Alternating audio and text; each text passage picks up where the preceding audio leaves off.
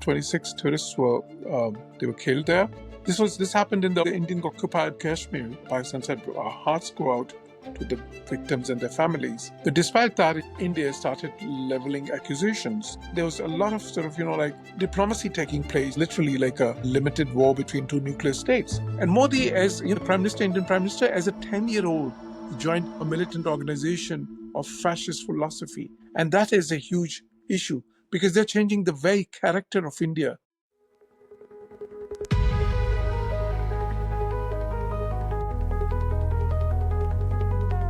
I'm joined by Ambassador Jauhar Saleem, previously worked in the highest positions in Pakistan Foreign Service, including as a foreign secretary. So I could not imagine to have a better guest to help us understand what's taking place right now between India and Pakistan. Thank you so much for joining me. It's a pleasure. So I was thinking we could just get started with what happened in the Kashmir region over the last couple of weeks. Yeah. Actually, it was not just Kashmir. I would say, because what happened was that on April 2nd in Pahalgam, there was a terrorist incident. And unfortunately, 26 tourists were killed there in an attack. And then, of course, Pakistan, amongst a lot of other countries, we condemned the terrorist attack. We condoled with the victims of that tragedy. Pakistan said, our hearts go out to the victims and their families. But despite that, India, sadly, India started leveling accusations and without any evidence. They didn't even start. And that's the sad part, that the investigation wasn't even started. And just like a few minutes later, after the attack, when all the culprits actually escaped in the forest, because the forest was. This happened in what we call the Indian-occupied Kashmir. The Jammu and Kashmir is a disputed territory because it's one of the unfinished agenda of the partition of India and Pakistan after the British Empire decided to give independence to these countries. And Kashmir was going to be decided as to who the Kashmiris wanted to join. But then, it was decided that by the United Nations Security Council, no less, that they will have an opportunity for their right of self-determination. But that never happened. Anyways, we'll come to that later. But the point is, this attack happened in the Indian-occupied Kashmir. And they just leveled accusation on Pakistan, that Pakistan had orchestrated that attack, somehow organizations in Pakistan, some terrorist organizations. And that accusation came just a few minutes after the attack. Surprisingly, a police report was launched literally minutes after the attack accusing Pakistan. No investigation had been carried out by then, nothing at all.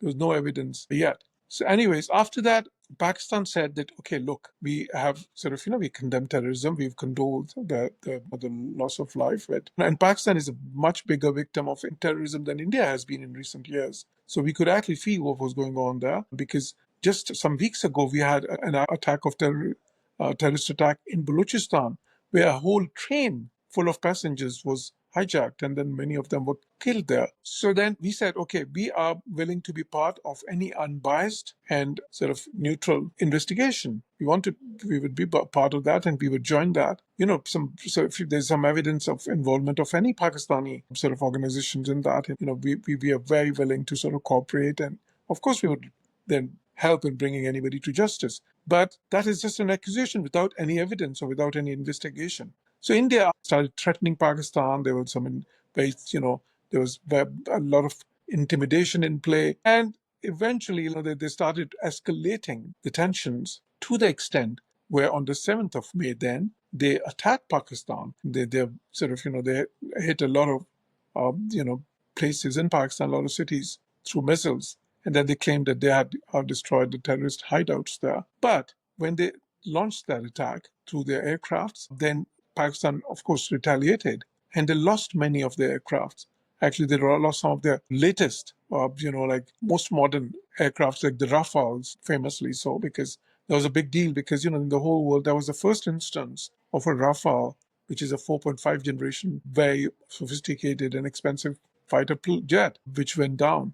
There were 5 or 6 planes of Indian planes that went down. Subsequently, they launched other attacks, missiles attack. Pakistan responded again. Then they launched another wave of attacks. Pakistan responded again. And this ladder of escalation would have continued. But then there was a lot of diplomacy taking place, because, the So literally like a limited war between two nuclear states. So the US then and many other countries like like UAE, Saudi Arabia, Iran, Turkey, and China, many European countries as well, the UK for instance, they were endeavoring to convince the two countries for a ceasefire, and eventually um, Americans were able to convince the two countries, with mounting losses on the Indian side in terms of the military losses they were suffering. And then there was a ceasefire. But ever since the ceasefire, it was decided, as President Trump himself said in his tweets, that after the ceasefire, the two sides would meet for a dialogue in a neutral venue, and there they will talk about all the disputes that they have, including this whole issue of terrorism. And Pakistan said, look, we are very willing to talk about terrorism, um, you know, because we are the biggest victim of terrorism as well. And we know in many of those instances that the Indians have been involved, and we have actually provided proof, evidence as well in the past. But we also, and also, one thing that I forgot to mention, right after the 22nd April attacks, just a couple of days later, the Indians, they said that they had put the Indus Waters Treaty in abeyance. So that is a treaty between India and Pakistan. India is an upper riparian country, Pakistan is a lower riparian country, which basically they express their intent in a way to block the waters coming to Pakistan. And that will be terrible because, Pakistan is very much dependent on those waters, the whole agriculture, like the food security. What is life as we know, right? So no society can live without water. And Pakistan then in response said that, if you do that, if you block the water or try to divert these rivers, we'll take that as an act of war. But it's, so that after that, and Indians, instead of starting a dialogue, they have kept the temperatures high. Very inflammatory and incendiary statements have been emerging from India, particularly Prime Minister Modi himself. Been threatening Pakistan. He's been saying that this operation that they launched, and they call it Operation Sindoor. What is Sindoor? Sindoor is something that when a woman gets married, as per Hindu religion, so they have this thing in their in their hair, which indicates that their husband is, they're married now and the husband is alive. So they call it, for some strange reason, they call it Operation Sindoor, all these military attacks that they Can made. they And they explain said, what's the connection there? exactly, it's kind of, there's some strange connection, seriously. And then they said that the Operation Sindoor continues and it is just a pause, this ceasefire, and will continue it again. So they have not allowed de-escalation to take roots, but while we were wanting that de-escalation in a gradual and organized manner leading to a dialogue, but India has scuttled that process. Unfortunately, it seems so far, thus far, although this was the understanding, this is what the US president said, this is what the US officials said, that has been the understanding that has been arrived at between the two countries under the US auspices, of course. So that is where the matters stand now. And it's a very tense situation. It's a very tenuous ceasefire in a very volatile region with the two nuclear powers, and this region, South Asia, is the most densely populated region in the world. One quarter, the entire quarter of a world population lives in this region. The possibility, unfortunately, of a nuclear conflict hanging over. I think it's a very, very tense situation. Do you think, if you analyze actions taken on the India side, are they attempting to force an escalation, in your opinion? Yes, sadly, they seem to, sustain. Their intent is to sustain that escalation and not let the process of de-escalation take hold. That's what it seems for now. This is not only contrary to the understanding that was arrived at between the two countries, which we are not saying that. The American president said that, the American officials said that, the American Secretary of State said that. So this seems to be the case, and that makes it a very dangerous policy, a very dangerous position taken by the Indian Prime Minister. Now, we are not surprised by that, because you see, the problem is that in India, you have a Prime Minister who is, who's from BJP, the Bharatiya Janata Party. The Bharatiya Janata Party has always, they have done politics on terms of religions, and more like by arousing religious kind of differences, by arousing fear, or by arousing a feeling of hate, and and despise against other religions there. Like their politics started how? They used to have just one seat in the parliament. Then they started an issue which was kind of strange decades ago. They said, oh, there was this mosque in India, very famous one, which was built by famous King Babur. King Babur was, he was the Emperor Babur of the Mughal dynasty. This is the biggest dynasty that ruled India for hundreds of years. They were Okay. Muslims who came from Central Asia. So he built up this mosque called Babri Mosque. So then somebody saw in his dream, some priest or sort of preacher, that this is the place where their deity Ram was born, based on a dream. And then they started claiming that we have to build a Ram temple there. And then they said we have to destroy this mosque. It's a huge mosque, by historical, hundreds of years old, 500 years old. And they, for the next 10, 15 years, this issue of raising of Babri Mosque became the main political issue in India. And because of that, gradually they were able to coalesce this anti-Muslim feeling into political power. And eventually the seats in the next election, the seats started from one to, like dozens, and then to more over 100. And eventually they got a majority based on that sort of, that hatred that they spread. So the point is, and also like it's not just anti-Muslim, it's always anti-Pakistan. So basically, because Modi's politics is all anti-Pakistan, anti-Muslim. And by the way, why is that? Because BJP is the political wing. BJP was set up by which organization? An organization called RSS. And what is RSS? RSS used to be a militant organization established exactly 100 years ago. This is the 100th anniversary of that organization. And RSS is an organization set up by somebody called Savarkar. He was a staunch fascist. He, like his heroes, and he is mentioned in his books, his autobiographies and the ideology. The heroes were who? Mussolini, primarily, and Hitler. They fashioned the party. This is a known fact. And like even on their website, now they've removed it, but Hitler and Mussolini's pictures used to be there. In their books, the mention was there always. And they were like, the whole philosophy of the organization was that with militant means, we have to suppress Muslims in India, and we have to suppress Christians in India, and we have to make it a Hindu republic. They used to train their members in martial arts using those big sticks and sort of weapons and sort of knives and all. And Modi, as Indian Prime Minister, as a 10-year-old, he joined this organization, and then he stayed with them always. He left his family. He was married at the age of 18 or 19, but he never met his wife. Never. He just devoted his life to this organization. And he's RSS, basically. So RSS, and by the way, of course, everybody knows Gandhi, right? So Gandhi was assassinated by an RSS guy. His name was Nathuram Godse. He was from RSS. He assassinated Gandhi, and he is considered one of the heroes of RSS to this day, because they say that the Gandhi was trying to be nice to Muslims. So that is why we killed him. So it is that type of a philosophy. So it is very unfortunate that in the so-called biggest democracy of the world, they claim themselves to be the biggest democracy. But now you have a political party, which actually emerged from a militant organization of fascist philosophy. And that is a huge issue, because they're changing the very character of India. India, which prided itself for its secularism and for its multiculturalism, is now becoming sort of, like this kind of a theocracy and a very sort of divisive theocracy. I see.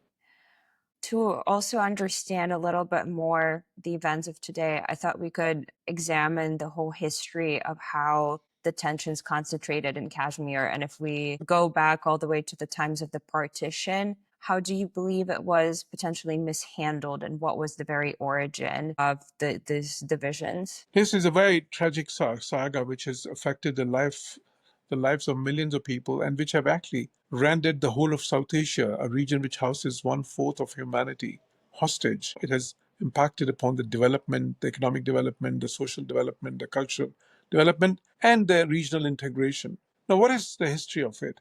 The history is that in 1947, when the British decided to, like partition India into two states, a Muslim and a Hindu state primarily. Then, British India at that time, had a lot of princely states. There were over 400 princely states. Now, these states were semi-autonomous. Like they were under the sort of, overall control of the UK or the British Empire, the suzerainty, but they had autonomy to a great extent.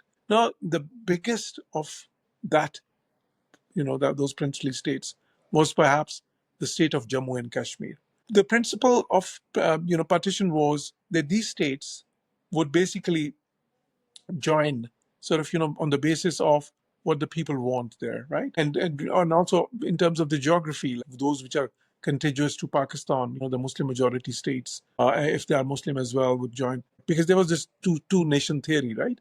That these Hindus and Muslims are two different nations and they have to be nation states. So that was the principle. And India, by the way, okay, so the problem there was that the Raja or the ruler of that state, Jammu and Kashmir, was a Hindu ruler, he's a Dogra, Hari Singh. But the majority of population, 80%, was Muslim. And it was actually geographically linked to Pakistan only. In fact, there was only one land route to India. And that land route was also kind of, would not have been possible for India unless one Muslim district, Gurdaspur, could have been given to India. Now, that district, Gurdaspur, should have been given to Pakistan as per the principle of partition. But they granted it to India. Part of the reason was that India allowed the last Governor General of, the British Governor General, Lord Mountbatten. He wanted to continue as the Governor General even after the granting of dominion status to these two countries, or freedom to these countries, independence to these countries. India agreed, but Pakistan did not agree. In Pakistan, we said, no, Muhammad Ali Jinnah would be the Governor General. We don't want a British Governor General to continue. So he got upset, and then he granted that Gurdaspur to India, right? Now, the states were joining, they were asked to join either India and Pakistan. And that was the very clear understanding by the British that none of these states could go independent. They have to join either India or Pakistan. So many of these states, in some of these states, the rulers wanted to, there were some states where the situation was opposite that of, totally different to that of Jammu and Kashmir. For example, there was the state Hyderabad, was the richest state in India, perhaps. There, the ruler was Muslim, but the majority population was Hindu. What did India do? The ruler said, I want to join Pakistan. India said nothing doing. They just occupied it militarily. There was another state, Junagadh. Again, the ruler was Muslim, and the population was majority Hindu. He said, I want to join Pakistan. India said nothing doing. They just militarily occupied it. Then subsequently, they occupied the Portuguese colony Goa as well. They occupied a lot of it. So they literally they just kind of, most of the states joined of their own accord, Pakistan and India, right? Yeah. But some of the states, the Raja of Kashmir said, I want to think about it, sort of, give me some time. So there was a standstill agreement, right? But then, there was the population of Jammu and Kashmir, which was majority Muslim, they wanted to join Pakistan. So they got kind of worried. So there was a rebellion against the Maharaja, right? So the Maharaja was going to be overthrown. But then India, basically, India sent their army there to protect him, and then they brought him to India. And then forcibly, they asked him to sign an instrument of accession, although there's no historical record of that. The military had entered it first. Anyways, even you see, the point is, Raja had no authority to do that if the population did not want it, right? So basically, then, there was a rebellion going on. The Indians sent their army there. So there was a war there, literally, some battles. So what happened? About 40% of the Kashmir got its independence, but 60% was occupied by India. The capital, Srinagar, was occupied by Indian troops. Now, India took the matter to the United Nations Security Council, right? Because they say, there's this rebellion is being helped by Pakistan. And the United Nations Security Council decided that, okay, what needs to be done is that there has to be a plebiscite there, right? So the people get a chance to vote. And India agreed to that. Pakistan agreed to that. Of course, this is United Nations Security Council resolution. And subsequently, there have been multiple resolutions over the years. Same thing, that, okay, people will. Until the 1950s, Indian Prime Minister Jauhar Nehru at the time, he agreed. He always expressed his willingness. But then gradually he started wriggling out of it. Gradually, they just started walking back. And then that plebiscite has never taken place until now. So the Kashmiris are still looking for their right to self-determination. But what the Indians did is, they collaborated with political leader there, Sheikh Abdullah, right? And they said, okay, we'll make you the chief minister. We'll give you a special status. They gave that part of Jammu and Kashmir a special status, some autonomy, and, they will make you the chief minister. So he agreed, and he had some political support there. So he became the chief minister. But very soon he fell out with the Indian Prime Minister Jawaharlal Nehru, although they were good friends. and he was put in jail. And then they had the governor's rule there. And subsequently, in India just ruled it from the center for many, many years, and Sheikh Abdullah had to stay in jail for many years. In the 80s, by then they again had some elections, and Sheikh Abdullah's son also became chief minister at some point. They had a rapprochement much, much later, decades later. But the Kashmiris continued the struggle. In the 80s, there were massive, massive demonstrations, and there were like curfews, and they were like, and India, they tried to clamp down, and a reign of terror was unleashed in Kashmir. Since then, that struggle has continued. There has been thousands upon thousands have been arrested. Thousands of women have been unfortunately raped, by the, and because, why? Because Kashmir has a small population. It's just like 1% of the population of India, 1 to 2%. But India sent 700,000 of its troops there, Wow. and when you have such a highly militarized place, what happens there then? There were a lot of human rights excesses. There were a lot of protests all over the world. But despite that, India has continued that. Although Pakistan has been always saying that, look, let's have a plebiscite there. Right? Let's basically, let the Kashmiris decide. Our position is very clear on that. Most recently, in 2019, what Modi did, he withdrew the special status that he had given Kashmir, the occupied Jammu and Kashmir, within the Indian constitution. There were two things. There were Article 370, which gave them a special status, some autonomy. And there was Article 35A, which was even more important. Why? Because that ensured that you cannot change the demographics there. Like the non-Kashmiris could not come and get the citizenship there, like, in terms of the domicile there, rather. Is that an attempt to absorb the area into the India kind of fully? Exactly. By revoking that, Modi came up with this new strategy. Then he started he thought that he would just, give those domiciles the right of people from other states to live there, hundreds of thousands, in millions, and change the demographics there, and like, there'll be then more people there who'd be non-Kashmiris, and they wouldn't want to, naturally, that the whole self-determination would not be even an issue. So far, they've been able to settle about 90,000 people from other states, and then, he thought, okay, then he can just put a massive injection of, like economic programs there, like, some development programs or some investments, and then the whole issue would kind of, be it would wither or go away, the whole dispute. But that didn't happen. Since 2019, they've tried that. And unfortunately, because since the 80s, at some point, this struggle turned into a violent struggle as well. When the Kashmiris realized that the peaceful struggle was not bearing any fruits, some of them they launched an armed struggle, a guerrilla tactics and everything. And basically, that's what has been going on. 100,000 people have been killed in Kashmir so far over the years. As like I said, tens and tens of thousands have been jailed. There have been times, like in 2019, they curfewed the whole of that part. And you know what is a curfew? Curfew means you can't come out of your house or you'll be shot dead. Internet was banned. Telephones were kind of, were jammed. They had nothing. Colleges, schools, everything was closed. They were living like in a prison, like, in fact, there was a European Union delegation which visited Kashmir, some decades ago. And they said, this part of Kashmir is the most beautiful prison in the world, It's a beautiful part of the world. It's just like Switzerland. Beautiful mountains and valleys, and it's just amazing. But it's a tragedy that the people there are, living in such utter helplessness and like under such a reign of terror. So that is, the issue. It has caused wars between India and Pakistan. In 65, in 48, there was some limited war. In 65, there was a war. In 71, there was a war. In 98, there was a limited conflict. But despite that, Modi is, the Indian leadership, especially this leadership, is not willing to resolve this issue through dialogue, through peaceful dialogue, and under the United Nations Security Council resolutions. Understand why Kashmir is important to Pakistan. I'm failing to understand why India is wanting to go through such a length to absorb this part of the territory into their country. What is the importance of this region to India? I think that's a very apt question. Why? Because, they say that it's just, in terms of population and land, the Indian occupied Jammu and Kashmir comprises just 1 to 2%, of India. So it's nothing. Now, there are two things here. One is the first Indian Prime Minister, who was Prime Minister for like 17 years, Jauhar Nehru. It was Jawaharlal. That's a dynasty. Congress party is still controlled by his great grandson Rahul Gandhi. It's a dynasty.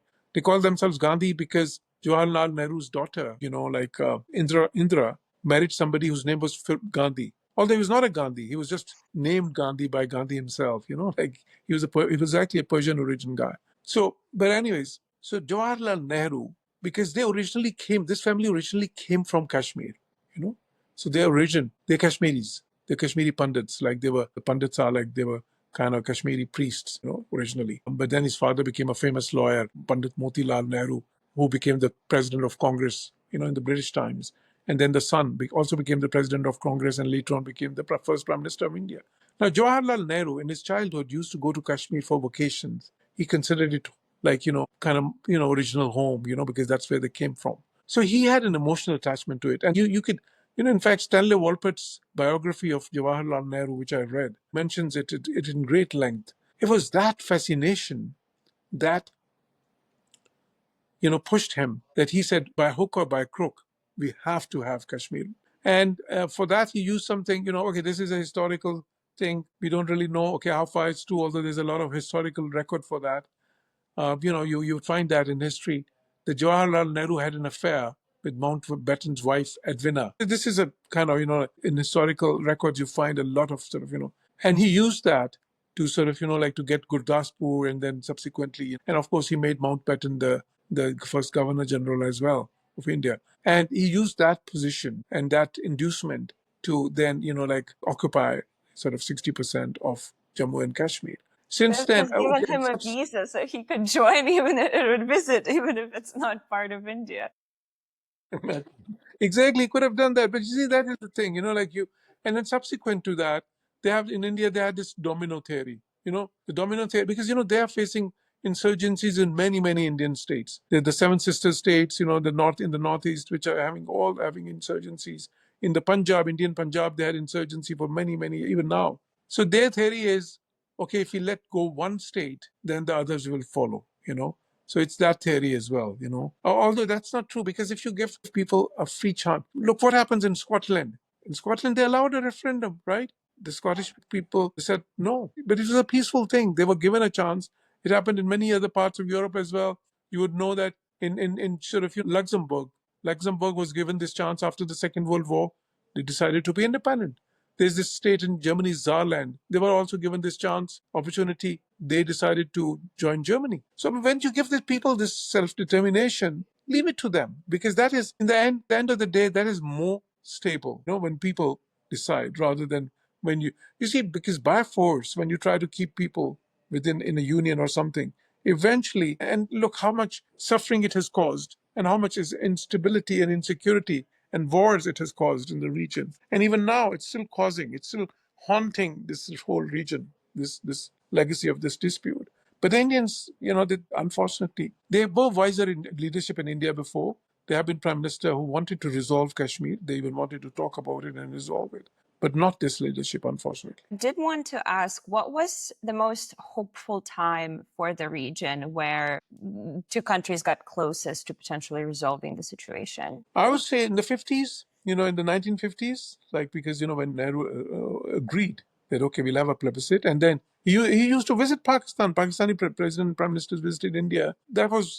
And then subsequently, I would say, close to 2000, there was a prime minister in India, Bajpayee. He was serious. Then during 2007 or 8, in India, there was this guy, very educated, very well educated prime minister they had, who had a PhD in economics, Manmohan Singh. He was also a very sane person. When he was the leader in India, Pakistan and India had a lot of back channel diplomacy, and they discussed this, the Kashmir issue. It is said, like certain people have claimed, including one of the former foreign ministers of Pakistan, Khurshid Kasuri, that they were very close to resolving it.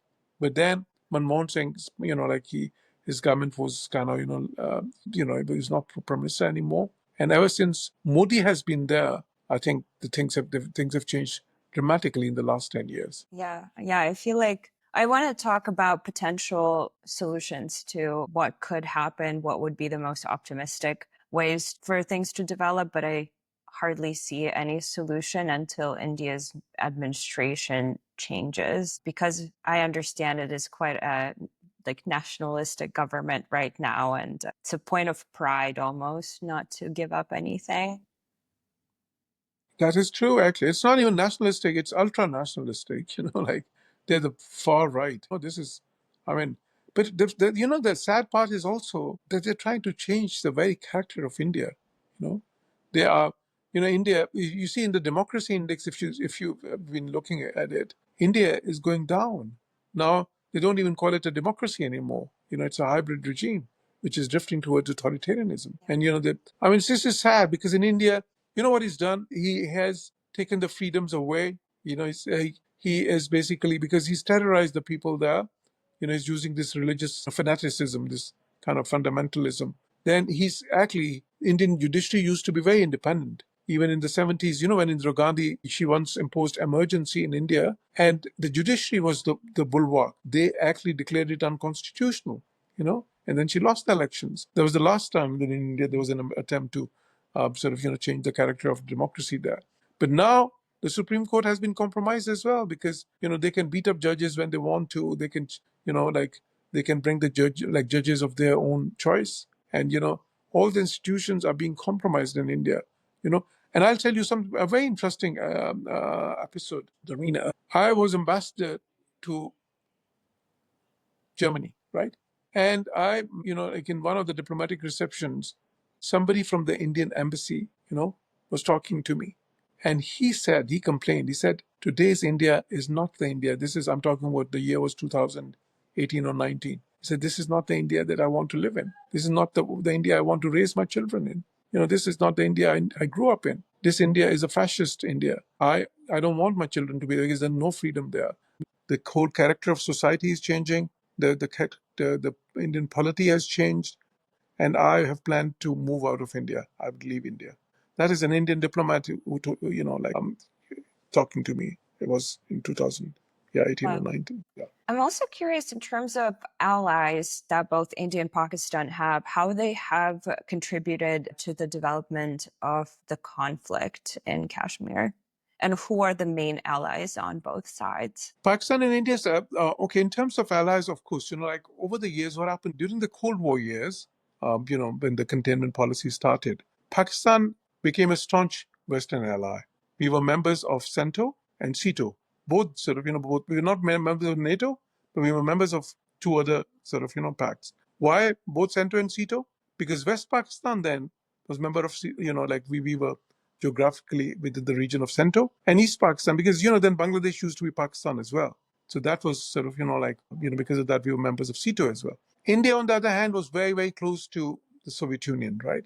So so basically, West, we had great defense relations with the West. They had great defense relations with the Soviet Union. But then when the India-China war began, happened, and there was a disaster for Nehru in 62. India was resoundingly defeated, and then the panicked. Then they just changed their mantra. Before they wanted to be non-aligned and that. But then they went begging to America. They said, look, China is going to, basically destroy us. So please save us, save our souls, so to speak. So then they started getting weapons and defense, supplies from the Western camp as well. Subsequently, in the 65 war, okay, when it happened, the US and Western countries were not happy because they said, okay, we want Pakistan and India to be bulwarks against communism, but you're fighting amongst or between yourselves, right? So that is weakening our defense against communism. So then, actually, the U.S. aid to Pakistan stopped for most part after 1965 war. And in the 1971 war, okay, we were not supported as much by the U.S., but India was supported all the way by Soviet Union, and that allowed them to operate, freely and that led to the dismemberment of East Pakistan and creation of Bangladesh. So after the end of Cold War, India has started drifting towards the the Western camp, so to speak.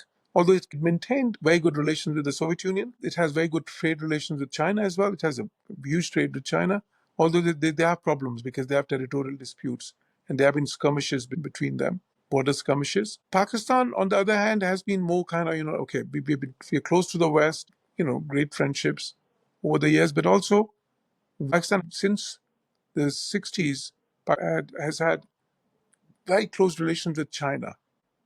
And now the two countries enjoy what is called the all-weather strategic cooperative partnership. China is Pakistan's biggest defense partner, biggest trade partner, biggest investment partner. So a lot of those biggest brackets, so to speak. In terms of those, what was the role of those allies? So China has been supporting Pakistan within the United Nations Security Council, for example. Historically, Soviet Union used to support India since the 50s. Like they vetoed many times, Security Council resolutions, on Jammu and Kashmir. And they would support India all the way.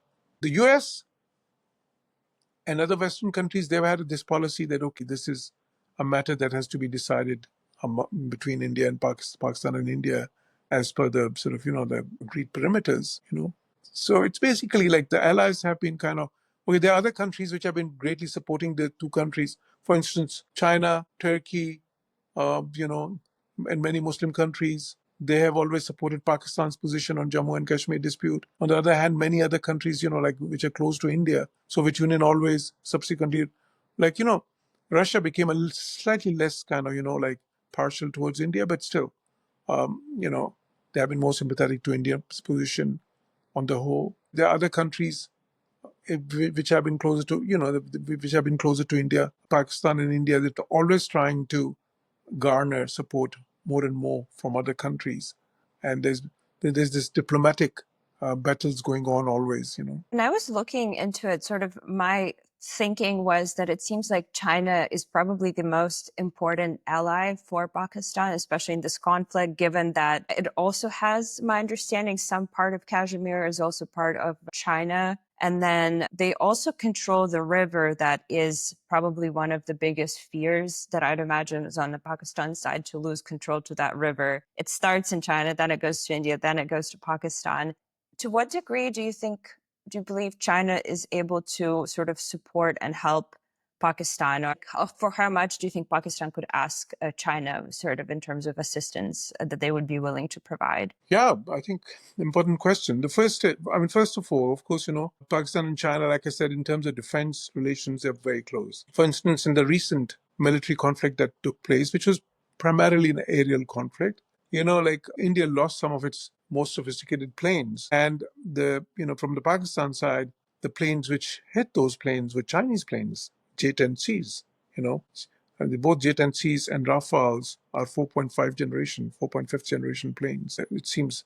And it was very interesting because after that, the stock of Rafale went down and the stock of Chinese company producing the J-10Cs went up because, people were not expecting, because J-10Cs are much, much cheaper than Rafales, which are much more expensive planes. So the thing is, Pakistan's defense is very heavily, the defense kind of equipment and sort of, our defense prowess is kind of very heavily dependent on China right now. Because before, we used to get most of our defense equipment from the US, from decades, since the 50s and 60s and 70s and 80s, that was the case. But it's no longer the case now. We're not getting any equipment from the US, any substantial equipment. On the other hand, India now has started getting huge amounts of equipment from the Western countries, including the US and of course France and Germany and other countries. So it's kind of it's switched in some ways, because there was a time that India used to get nothing from those countries. And it was Pakistan which used to get some, like a lot of equipment from Western countries. Now we're in a very different scenario. So Pakistan's kind of, like, I think the Western sort of, like hesitation to continue to provide defense cooperation to Pakistan to the same degree has increased Pakistan's reliance on China substantially, I would say. So that is one thing. Sorry, you wanted to say that? Yeah, I was wondering, do you think Pakistan, so right now you receive a lot of actual equipment from China. Do you think China would ever be able to send like boots on the ground to assist Pakistan in the protection of Kashmir area? Or do you think that would be sort of beyond the potential scope of assistance they'd be willing to provide? No, boots on the ground from the Chinese side, which I think is not something which would be sort of, like, which could be contemplated. Pakistan's, quite frankly, we don't need that. I mean, our armed forces, they have enough capacity. They're sort of, the deterrence capacity is very significant and substantial. and very adequate as well. And that is why we've been able to give such a adequate and befitting response to Indian aggression recently. And what we need is equipment, not, because we have our Air Force has always performed really well. Our armed forces, if you talk about the numbers, that it's one of the largest in the world. Of course, it's nowhere close to India's size, but then, we don't really have the same ambitions as India. India wants to be the hegemon in South Asia. We don't have any such territorial ambitions. We only want to defend ourselves, We only want to defend our territorial integrity and sovereignty. And for that, we have enough, Pakistan's armed forces and the reserves that we have, more than enough. But what we need, of course, is adequate equipment. And of course, the training of these personnel is world recognized. Their performance, even in the aerial battles which took place recently, Pakistan performed exceedingly well. In fact, it was a big surprise all over the world when Indian Rafales and other planes went down and Pakistan didn't lose any in the aerial battles. So basically, I would say that the possibility or the probability or the need for boots on ground from the Chinese side is not there. Makes sense. I was also wondering, given that China also has dams on the river that goes through all the three countries, how does India feel about that? And how does Pakistan feel about that? Yeah, like India is upper riparian compared to Pakistan, which is lower riparian when it comes to the Indus waters. On the other hand, there's this river, and it's a massive one, Brahmaputra, which originates in China, And some of the Indian rivers, by the way, they originate in Bangladesh as well. So the thing is, India is also a lower riparian country in many instances. And also, like the Indus waters, in some ways, they originate in Tibet, the glaciers there. So I think India has to realize that they cannot weaponize water. Because if they weaponize water, then they will also be on a tenuous ground, because if you start playing these games, then you could be vulnerable tomorrow as well, relative to other countries. So I think, and also because you see, that part is that Pakistan and India had all-out wars in 65, 71, limited wars in 1948, 1998, 9, but they never had this, this treaty put in abeyance before, which Indians have done this time. And none of the two countries weaponized waters. So I think that is a very dangerous step that India has taken, and it takes escalation to a different level altogether. And Modi has said, in fact, recently in one speech, he said that we will strangulate Pakistan economically and in terms of the waters, in all possible manners. So this is not the way to behave, like if you want to live, you want to coexist peacefully in a region, then this is not the way to go about it, unfortunately. And especially if you are the bigger country. India is 6-7 times the size of Pakistan in terms of population, in terms of land, in terms of... Look, India's military budget is more than 8 times that of Pakistan. India's economy is literally 10 times that of Pakistan. And still, you're trying to kind of, have military conflicts with a country which is much, much smaller by all definitions, whether it's of economy, of population, of land, of military power, everything. So and that is why India, because of this policy of, they're trying to be of hegemony, spreading hegemony, they don't have good relations with any of the countries in the region. It's not just Pakistan. Look at their relations with Bangladesh today, where they are. At one point, they were able to establish a very pro-Indian government there, but that government has been overthrown in a revolution. Then Sri Lanka, look at Sri Lanka. They don't have good relations with India. Look at Nepal. Nepal had so many irritants with India. They feel, I was recently in Nepal. I know the Nepalese think that India has been always trying to interfere in their in their sort of domestic affairs. Same is the case with Maldives, even where India sent an army at some point, and Bhutan. So every country in South Asia has a gripe against India because of their hegemonic policies and designs. Yeah, that makes sense. I also wanted to ask you about probably not the brightest moment in American diplomatic history, when President Biden said that, if I believe correctly, that Pakistan's the most dangerous country in the world, citing sort of the potential nuclear escalation.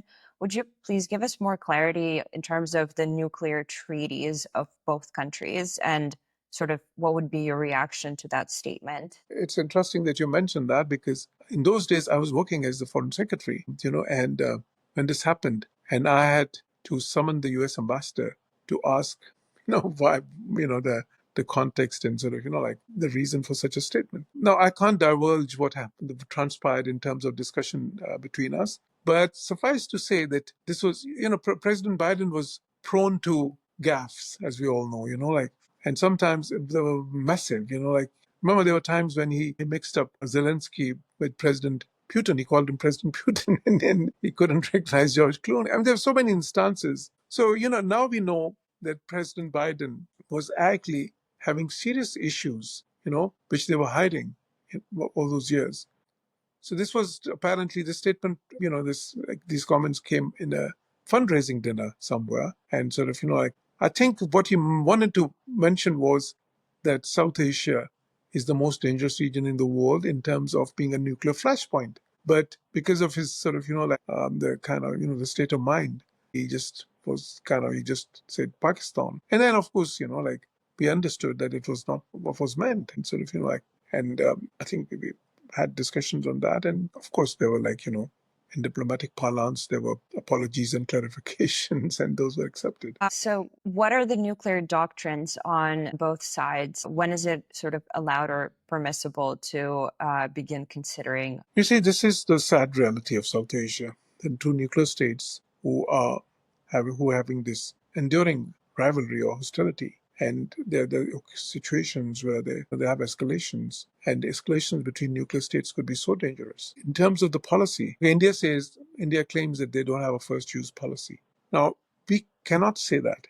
You know why? Because of technical reasons. Although we have our conventional deterrence is very adequate, as we have proven even in this conflict. So there's no reason for us to think of nuclear weapons. But at the same time, you see the situation between Pakistan and India is somewhat similar to the situation that you had in Europe in the 1950s, when Russia had millions of troops, right? And in Europe, NATO troops were there. But, to deter any aggression from Russia, and in those days, from the Soviet Union rather, the policy was that if they would attack, let's say if there's a total invasion of Europe, then the nuclear assets would be the deterrents. So our policy is also that, look, it's not that we are going to use the nukes. No, we don't want to use them. But if our very existence is threatened in some way, then the nukes have to be the deterrent. I'm hearing that correctly. The military escalation is contained within the Kashmir region. That probably wouldn't trigger a nuclear escalation. However, if it were to spread further, it is much more likely that it would do so. But if it spreads you see, the point is, if it spreads, but if the conventional war goes on, it can go on, of course, as it did. Recently, this conflict was not limited to Kashmir, right? I mean, they hit cities deep in Pakistan, as far as Bahawalpur, for instance. Islamabad, they claim that they hit, that's their claim, that they hit a base in Rawalpindi, which is just, that place is just 15, 20 kilometers from where I sit right now. So despite that, no, we never said, okay, we are thinking or contemplating sort of, tactical nuclear weapons or anything. So the point is that is the kind of, that is the last resort for defense. And it should never come to sort of, it should never come to a point where, Pakistan should have to use that. If we don't contemplate using it. As a person who has probably one of the most insight really into what's happening between the two countries, are you personally scared of a nuclear escalation possibly taking place, not right now, but in the next, 20, 30, 40 years? Oh, thanks for your kind words. I mean, of course, I'm not really the most eminent qualified. There will be people much more qualified than me in some way, in terms of the experience. But I would say that, because, okay, I've been involved with foreign policy for a long time, and sort of, I would say that, I think this region is one of the regions in the world which is most threatened by that possibility at some point. And because of that, I think it would be in the interest of these two countries to resolve the Jammu and Kashmir dispute and other other issues between them. There are some other issues as well. For instance, the Siachen Glacier is there. For instance, the Sir Creek issue is there. The waters issues are there. And the world should help towards that. I think it would be very important especially for countries such as the United States, which has an exceptional clout in world affairs, being the only superpower.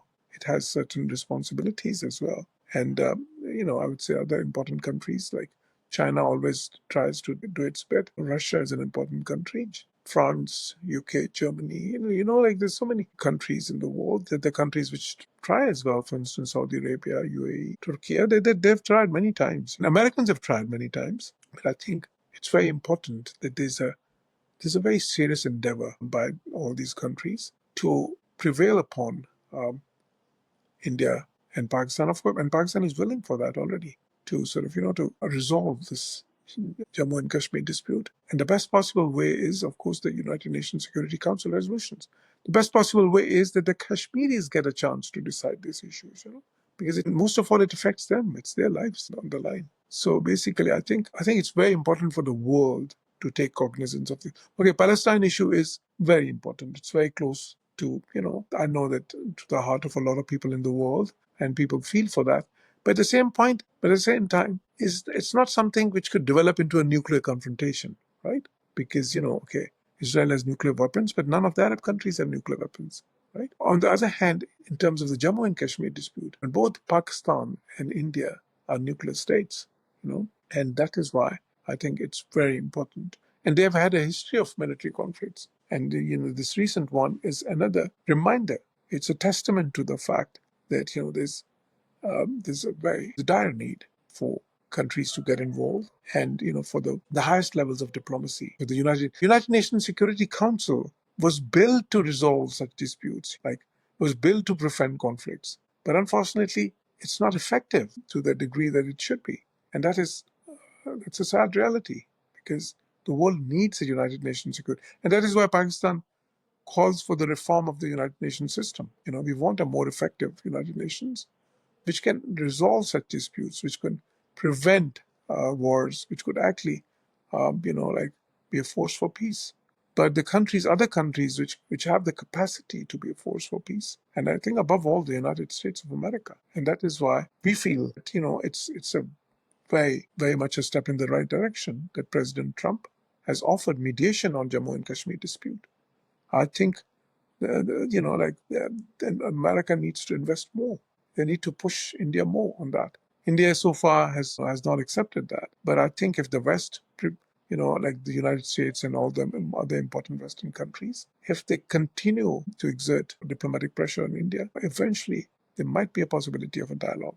And that would be the biggest contribution that these countries could make towards ensuring world peace and towards ensuring that South Asia is prevented from the devastation of a nuclear war. I think President Trump really wants a Nobel Peace Prize. So hopefully. We want him to have a Nobel Peace Prize but if he is able to somehow help resolve this Jammu and Kashmir dispute, I think then he would deserve a Nobel Peace Prize. Yeah.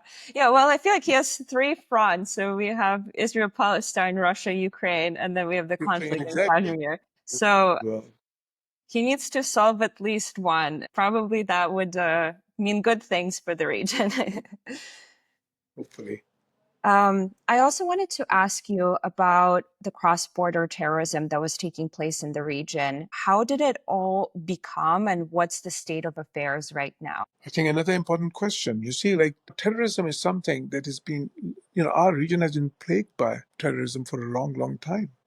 Unfortunately, it all started with Afghanistan. It all started, when the Russians invaded Afghanistan. And then, of course, there was a resistance movement there at the time, which the West was supporting and Pakistan was supporting. And, we were supporting it by arming those guerrilla fighters. But when the Russians left, then many of those guerrilla fighters turned against the West and the US. And then we saw what happened, and sadly. Now, subsequent to that, when the Kashmiris in Indian occupied Jammu and Kashmir, when they couldn't get their right through peaceful means, they tried for decades and it didn't work out. Some of them also switched to armed resistance. So at some point in time, there was what we were witnessing was, and I've grown up with that. I can tell you that as a child, in my teens, we were first saw the spate of terrorism in Pakistan. Somebody being blown up in a bomb attack, somebody that was known to my father, and a political leader. And then subsequent to that, there have been, over the years, thousands of terrorist attacks in Pakistan, where 100,000 people killed, $200 billion of economic losses. Now, India has also, I mean, they've also had violent incidents, and they say that they've lost a lot of people as well. And we say to them that, listen, let's talk about that. Let's try to find a way out. You have sort of, you level accusations against us. We believe that you have been involved in terrorism in Pakistan. Ajit Doval, the national security advisor, who used to be a spy master before, he's on record saying that, he came up with this policy called the policy of offensive defense. And what is offensive defense? It is that they would use proxy organizations, which, like terrorist organizations, to do the dirty work to make Pakistan bleed, as he said. He once even said that. He said, okay, you can do one Mumbai, but you will lose Balochistan. And we know that India is involved in the terrorism in Balochistan. And more recently, they became even bolder. What they've done is, they carried out targeted assassinations, not just in Pakistan, but also in the UK, in Canada. They had a big diplomatic row with Canada. In the US as well, they tried. They were trying these targeted assassinations against the Sikh leadership there in all these countries. So it's kind of, the thing is, while they level accusations, they forget that, like their hands are not clean. They have been involved in terrorism so very often. So the thing is, the best way forward is to talk about it, to help each other, to come up with a mechanism, like for example, when we said, okay, if you think that terrorist attack has some linkages to any organization in Pakistan, let's have an impartial investigation. Even a third country can do it, because, it could be under the auspices of an international organization or whatever, right? So, but then they don't agree to that. You see, they don't present any evidence. They just level accusations. But that's not the right way. Because if you start accusing somebody, like a terrorist incident happens, and within minutes, you levels accusations, how do you know? You weren't even able to catch even one of the 5 people who did it, apparently, right? They all escaped. So how do you know? And you come up with names and everything. If you knew everything, why couldn't you prevent it? Like basically. So the thing is that I think this is an issue where the two countries need to talk, where the two countries need to cooperate, and because the terrorism is not terrorism. Look, we are facing this huge terrorism spate, because of what is happening in Afghanistan today. That organizations, TTP, for example, Tariq-e-Taliban Pakistan, which has sanctuaries in Afghanistan. There's even Islamic State, ISKP, which is operating from there. Even Al Qaeda is re-emerging today in Afghanistan. And we say that this is not a just threat for Pakistan. This tomorrow will be a threat for the West as well. Because, look what happened last time when we left Afghanistan, just totally like like unwatched or totally unguarded, unsupervised or whatever we call it, or at least, we didn't pay attention to what was going on there, right? I mean, it's an independent country, of course, but the thing is that we have been the biggest victim in the world of terrorism. What we have suffered, even now, economically. Pakistan's economy, which was far better than any economies in South Asia. Pakistan's GDP used to be significantly better than India in the 80s, in the 90s, in the 2000s, and now it's almost half the size of India per capita GDP, and it's less than Bangladesh and other countries. Why is that? Because of the terrorism that we have faced, like the investment has stopped, because when you have insecurity, in a climate of insecurity, you cannot have a thriving economy. Biggest victims, we have lost so much because of that. And we are very, very keen to, promote cooperation in the area of counterterrorism with all our neighbors. But we're already cooperating with other neighbors. Just recently, there was a trilateral meeting in China between amongst the foreign ministers of China, Pakistan, and Afghanistan. And it was agreed that these countries would cooperate. We are trying to stop the terrorist organizations from functioning in Afghanistan through a bilateral approach, through a regional approach, through an international approach. We have multiple mechanisms working for that. So we want to. It's only the fact is that if India, I wish there was a government in India which would be which would have an ideology of peace and which would have good neighborly relations. When there was Deng Xiaoping, when he became the leader of China, he came up with this policy of peace around China. They refused all conflicts. They developed very good neighborly relations with all countries. So they wanted peace. Because you know why? Because he realized that China could not develop without peace. That's what we want. But if India takes one step, we'll take 2 steps forward. Yeah.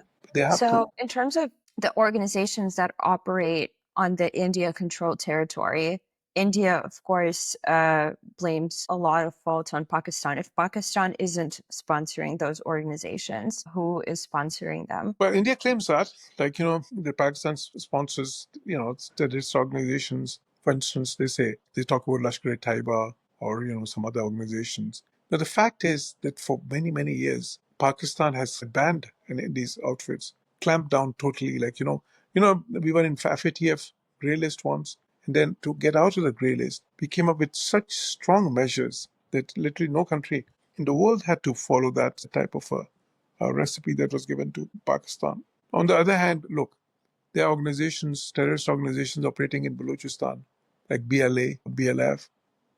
The TTP is being held by the Indians, not only money, funding, but also weapons, sometimes training, sometimes even like they're given the intelligence, information. So it's a case of, there's this saying, pot calling the kettle black or something, if I'm saying it correctly, But they have to come with clean hands, and we are very willing to sort of, move forward on that, because terrorism, more than anybody else, is hurting us. We believe in the world, it's hurting us the most, and we are all for counterterrorism in all areas, by all means. Well, what do you think is the future of the region? Do you see any potential optimistic path for resolving the conflict?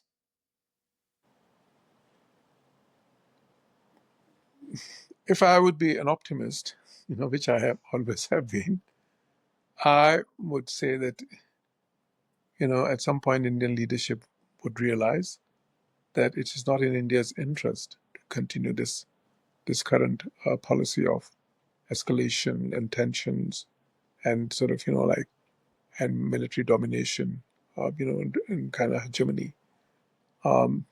Either this leadership would have a change of heart, or new leadership would emerge in India. The last election, Modi's party didn't really do well compared to the previous elections, so they had to set up a coalition government. I was at a conference in Nepal, and there were many Indians represented there, and they told me that in actual fact, this is the Indians, and they were intellectuals, they're heads of think tank. They said to me that Modi actually lost the election. It was just by rigging that he managed it in the end. So the point is that in India, the political landscape is changing. You cannot, this ideology of hate and division cannot be sustained forever. So we hope that in India, sanity would prevail. Those the moderate element. When they rise to leadership position, I hope then they would move towards a meaningful dialogue with Pakistan to resolve all outstanding issues. Through peaceful dialogue. And that would be the sort of the way out of present and problem. Let's say either the current leadership has a change of heart, or we have a different leader in charge of India who's more likely to sort of seek that diplomatic solution. What would you outline as like 3 most likely scenarios of the conflict resolution? Very good question. Okay, I think one would be, of course, that they agree to have a plebiscite there as per the United Nations Security Council resolutions. That is one thing. So in that scenario, then the Kashmiris decide, and of course, then whatever they decide, both the countries agree. Is it fair to expect that they'll probably decide to fully join Pakistan, in your opinion? That seems likely.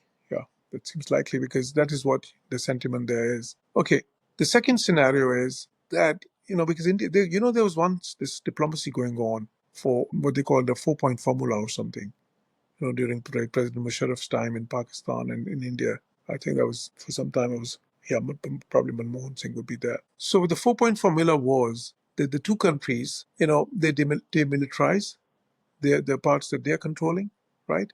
Then those parts are sort of, like they're granted autonomy, to a sort of substantial extent. And then the borders between those two parts become soft borders, like those Kashmiris from both sides, they could sort of, kind of just, visit each other, like travel freely and they trade freely, right? And then that would continue, and the both countries have a joint supervision in some ways. And then after 10 or 15 years, then you could have a referendum.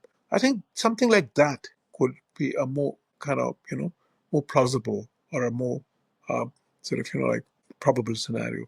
Because that is something that, like Pakistan's former foreign minister, I said, Khurshid Kasuri, has claimed, and there's some on the Indian side as well who claimed that they were very close to sort of reaching an understanding on that basis. So, and that is something whereby India's the so-called domino theory, right? That if they lose one state, that the country would sort of, they're having so many insurgencies. So that fear would be kind of in some ways addressed. Secondly, they kind of it would not be because Indian leadership is always scared that, if they do something on Kashmir, then the opposition there would say, oh, you've sold out to Pakistan, like the politicians are always very, very, very kind of wary of that. So that type of a formula would not be seen as a stigma for the leadership in any other countries, perhaps. So I think that is something. The third scenario, of course, would be that if the two countries agree to talk, move on a dialogue, then they first of all they resolve the like the minor issues. I mean, or let's say less contentious issues. I would say instead of minor, I would say that's a better definition. Less contentious issues, perhaps, for example, the waters issue, the Siachen. Now, Siachen is a glacier, and the two countries have been fighting over that literally glacier where there's not even a blade of grass grows for decades, and they've spent billions and billions of dollars, and there have been thousands of deaths there over the years. And for what? So basically, first they have the low-hanging fruits, then they cooperate on problem challenges that they face together, like climate change challenges, because climate change challenges do not recognize any borders or any sort of national like any sort of political territorial divisions, right? I mean, like for example, pollution, this problem both the countries are facing. And now my city, my hometown Lahore, is how far it's from India, just 10 kilometers. So a lot of pollution can come from there, right? It's inseparable in terms of the air quality and everything. Similarly, the rivers, they share the rivers, they share the glaciers. So that scenario would be that gradually they move on those issues until they have enough trust and confidence to then tackle the Jammu and Kashmir dispute. That would be the third scenario. How do you think both countries, once they sort of start moving closer to a decision, would handle the inside like nationalistic views and spirits and all of those emotions that the population has? The reason I'm asking that, I even have a friend, she's Pakistani, but she was born in the United States. Her parents came here, I think like when they were 5 years old. So basically they're also kind of American. And I asked her, like, if you're like looking for a guy, are you going to only date like a guy from Pakistan? And basically her response was like, preferably somebody from Pakistan, but not like full set on that. But I will never date anybody from India. And that's a person that's so far removed from like even those spirits that somebody would experience living in Pakistan. How do you think, would that be a big issue once the two countries start coming closer together? Okay, I can tell you something interesting. Like basically, when I was a teenager, I visited India. I think a couple of times with my parents. My parents came from India and from the city called Amritsar, but it was not far from Lahore. It's just like Amritsar is just like 20 kilometers from Lahore, right? So from my hometown. So they just moved from one border to another, like it was just a small, just a short bus ride, so to speak. But the point is, so when we visited India, and I'm talking about early 80s, and I can tell you that, okay, initially we talked about, okay, like India-Pakistan wars and everything, and that who won and who lost and everything. But despite all that, we talked about cricket, and we talked about how, our stars were bigger than their stars, and, our cricketers were big, better than their cricketers.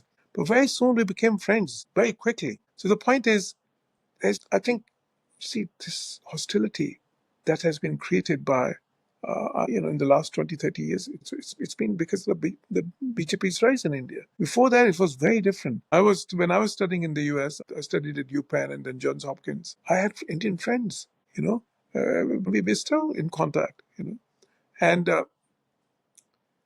it was different. So I think what has happened in the last 20, 30 years is because of this whole Hindutva, like this whole kind of, this, I would say, it's literally descent into fundamentalism that we've seen in India, because that has really vitiated the ambience.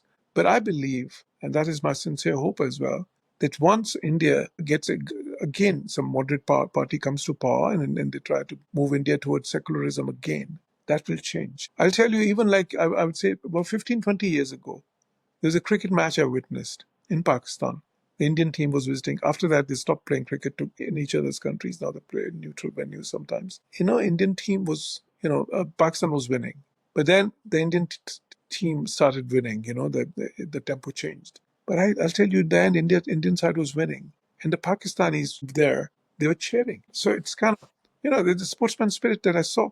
So I think that, if they kind of, the type of political leadership which inspires or kind of motivates people or kind of, which promotes hostility and hatred, once that leadership is kind of, is either discredited or no longer popular, right? And you have more moderate people in power, and I hope that for India's sake as well, that India moves back to, the pendulum swings back to a more democratic India, a more secular India. If that happens, then I believe that this hostility could change into friendship as well. Let's hope that's how things are going to go. I have one last question for you. Would you be able to recommend a book that would be available in English for anybody who's interested to learn more about the region? Sure. But before that, I'll just make one more interesting comment.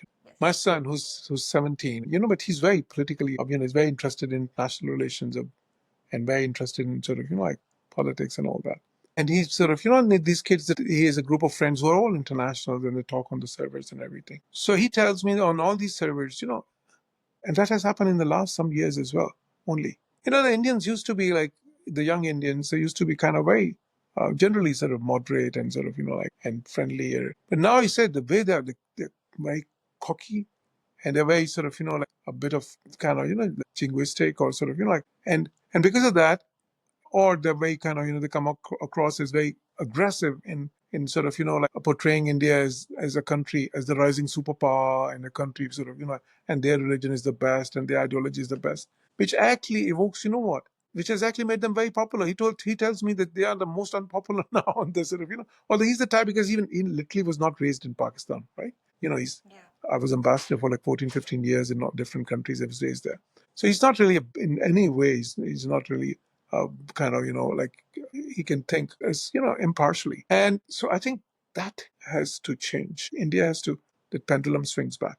Now, in terms of the books that you met, I would say to understand the genesis of it all, some good books would be biographies. Jawaharlal Nehru's biography by Stanley Walpott, and by the same author, a great author, Jinnah's biography, because this is the founder of Pakistan, and then Jawaharlal Nehru is like, one of the founders of India in a way, I think these could be very sort of, very instructive, and very sort of, because lately the unfortunate reality is that, in the last 10, 20 years, it's very hard to come across many objective works on sort of, India, Pakistan. And also, to understand it all, you need to kind of delve deep in history. So I would actually recommend those two books.